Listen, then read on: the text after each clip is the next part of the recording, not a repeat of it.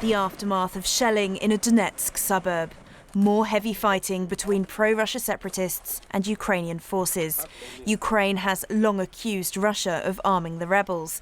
Now questions are building over who exactly is fighting on the rebels' side. This unverified footage claims to show combat between Ukrainian forces and militants near the key port of Mariupol.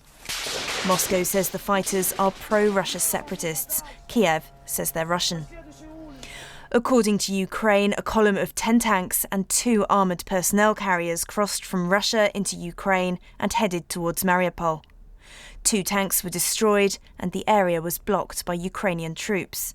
It also says its security forces captured 10 Russian soldiers near the village of Tzkaln. The US National Security Advisor Susan Rice said on Twitter, repeated Russian incursions into Ukraine unacceptable, dangerous and inflammatory.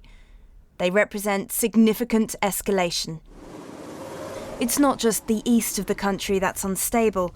The political landscape in Ukraine is far from certain too. The president has dissolved parliament. I made a decision about the early termination of the parliament. The elections for the new parliament will take place on the 26th of October. The decision was made according to Chapter 90 of the Ukrainian Constitution.